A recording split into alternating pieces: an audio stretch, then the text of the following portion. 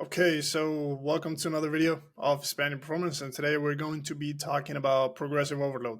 Another topic, just like we talked about periodization in the previous videos, that is covered a lot of times. This is just a topic that sounds a classroom topic, but we're gonna talk about it in a different way again. We're gonna talk about it in a critical way of saying progressive overload, and I think these ways of analyzing things are going to be a little bit better to understand this. If especially I think if you're an experienced coach, you probably have been doing this way for a long time without really thinking about why we were doing it this way, or maybe you had thought about it.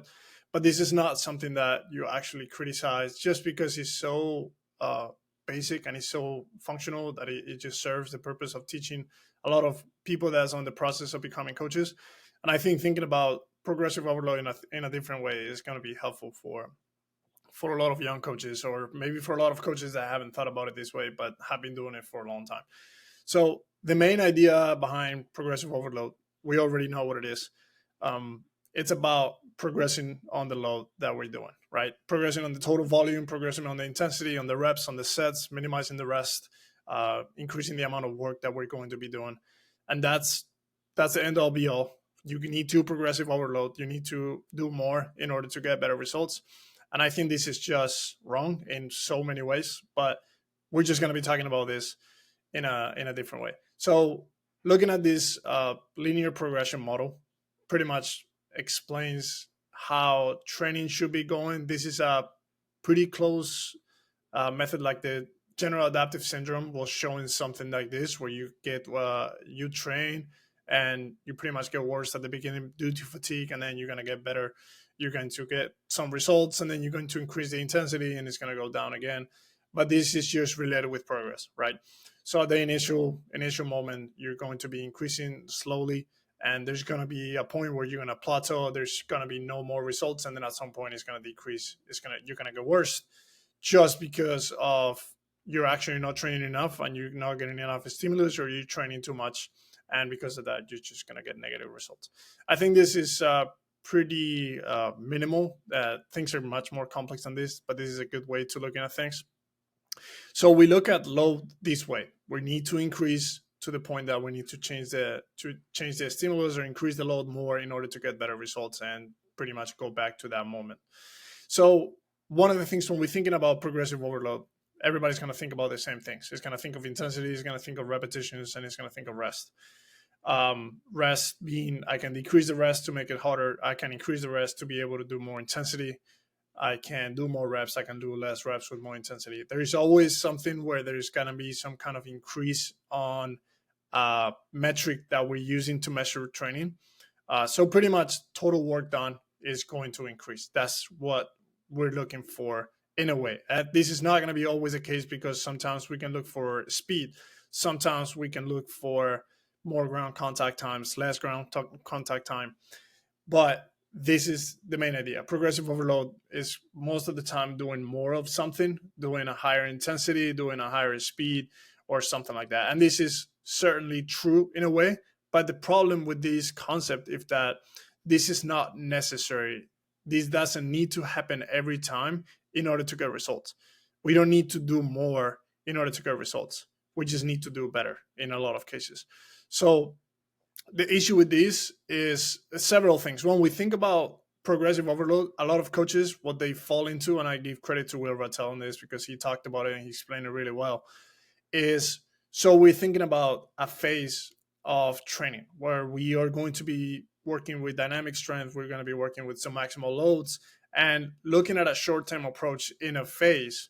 Let's say we're starting from week 1 to week 4. One of the things for sake of progressive overload, one of the things that we do a lot of times is we start with less just because we need to create that overload. We need to create that increase in total work that we're going to be doing during that phase. So what's going to happen is that in a period of time, we're going to be underdosing those athletes. We're going to give them work that is not enough to create adaptation in those athletes. And you could say in a way we're wasting their time at a point, and then maybe you get to the last week or the last 2 weeks where you're actually doing loads, if we're talking about strength, or you're actually doing intensities, you're talking about speed, that are going to be necessary to create adaptation. But until that week, just because we needed to progress, instead of going higher, we went down the pyramid to start at the bottom again to then go up, because we need to have that idea that we're climbing some kind of ladder when it comes to work. So this is a problem, just because you don't need to be increasing every week. You don't need to be increasing every day. You don't need to be changing things every day. And those last 2 weeks that you did during that phase could have been repeated 4 times. And then by the nature of the athlete, things are going to be changing from day to day automatically. Not only we don't need to change things intentionally, things are going to change by nature. So like we said, more is not always going to be better. And like I said just right now, intensity is going to be multifactorial, which this means that we tend to think about intensity of the metrics that we can see in the weight room, or the metrics that we can see on the field, like speed and strength and the amount of load that we have. But the intensity is going to change day to day. Depending on the readiness of the athlete, they're going to be able to produce more or less force, depending if they're getting better. If you progress overall, you getting better with a load, that load, you're going to be able to either lift more in a natural way where the athlete is just going to add more weight, or with the same load, you're going to be able to lift that weight faster, or naturally, you're also going to be able to do more reps. So you're going to be incurring into less fatigue on each set that you do. So changes are going to be happening within training without us actually doing a voluntary change of that training. So that is something that we need to think about. And going back to the periodization video, that's kind of what we talk about. Keep doing what you're doing if you're getting results until you're not, or until you see that results are starting to plateau and that you can do modifications in the training voluntarily for you to start getting more results. So like I said, intensity is going to be multifactorial, and think about an exercise that is going to be 80% of your 1RM. If we're talking about percentages, there's going to be range of motion. Doing more or less on range of motion is going to change things. There's going to be the speed of the concentric phase, the speed of the eccentric phase. If we combine these two, range of motion and speed, you can have 4, 5, 6 combinations of different speeds and ranges of motion that is going to change the intensity of the exercise completely. The third one is going to be readiness, like I just said. Depending on the state of the athlete, the forces that are going to be produced, the speeds are going to be changed, the range of motions are going to be changed on a natural way, just because the athlete cannot handle that or can't handle a little bit more. The rest is going to be something that's going to change as well, and then movement patterns is going to change. If I do any strength dynamic motion on a unilateral motion, front squat, back squat, on a lateral movement, which in this case probably wouldn't apply, but if we're thinking about those movement patterns, things are going to change automatically if we just change the exercise. So changing the exercise is another matter of progressive overload. So what we're trying to say here in a more practical way, when we're looking at this graph, which I don't think is a bad graph to look at in the first place, I think this should represent KPIs. So you're going to be looking at your KPIs, which is the data that you're going to be collecting and that you're going to be looking at to know if the athlete is progressing in their performance, especially, and checking out if those athletes are getting better. And like we said in the periodization video, if they keep getting better, then I keep doing whatever I'm doing. I can add some slight modifications, because we know that athletes are going to get bored at the end of the day with the training that they do. So we can modify the exercises that we do, trying to get the same stimulus with different movement patterns. Like we said, that's already going to change the intensity of the exercise by nature. And as far as we can keep testing that player and we can keep giving them the same dosage of things and we getting better, that is good. We should keep doing what we're doing. What works, don't change it. And I know that when we're talking about periodization, depending on the times of the season, this is going to happen. This is going to change. But aside from changing those things that we're already going to do because we're in season or off season, we need more or less fatigue, we can keep doing this. One of the minor flaws with this, or major flaws we could say, is that athletes are not going to progress all the time. There's going to be some KPIs that are going to decrease. There's going to be some KPIs that are going to increase depending on what phase of training we find ourselves. So we also need to take that into account. Whatever training we're doing to improve whatever metric we're looking to improve, we need to know that. We need to know what metrics are probably going to go down, which metrics are probably going to stay where they are and they're going to plateau, and what metrics are going to increase. Depending on what kind of training we're doing, again, some metrics are going to go up, some metrics are going to go down, some metrics are going to plateau, and we need to know that. By the end of the day, for a lot of athletes that we train, especially in my case with basketball or volleyball, a lot of the metrics that they have, we don't want them to decrease. We don't want to see major decreases. So we don't want, especially with their mere performance keys, which is going to be the reactivity, the speed, the vertical jump, their momentum, uh, their impulse. We don't see those things changing too much in a negative way, and we need to maintain those if we're looking for different properties that are going to be more strength based and we're doing more slow stuff.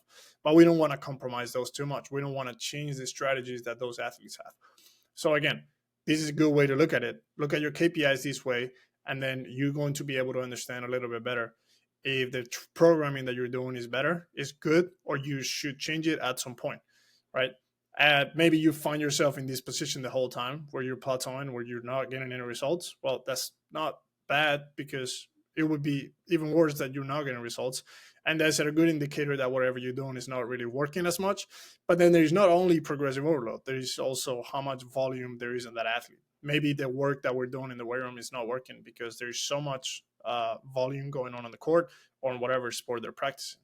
So there's so many things to think about, but this is a better way, in my opinion, to think of progressive overload. There's so many metrics to think about.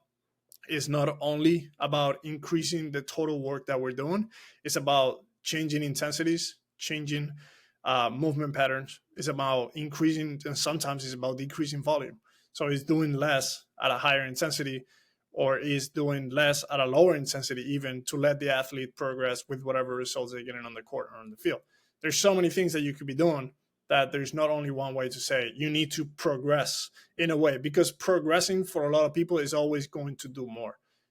There's no reason to always doing more, especially when we're training athletes. So I would say take action depending on the reporting that you're getting. You can do slight modifications of exercise. You can do slight modifications of little actions that you're taking throughout the training session, of frequency of days that you're training, morning, afternoon, whatever you have to do, to experiment with those without doing major changes. So without jumping from one program to another, from one stimulus to another, because doing that is probably not going to help, and without creating great changes on the progressive overload side that we're talking about, without increasing too much or decreasing too much. And just keep retesting, like we said before, and then maintain or change the principles of your training. The principle of whatever goal we're trying to accomplish, let's keep training to that goal, and then modifying different variables within those principles that we're training with. So once again, I appreciate you being here. I appreciate you watching this video, and any critical thinking, anything you want to add to the comments, I will be more than welcome to talk and to get involved in those. And if you like the video, share it as always, and I'll see you in the next.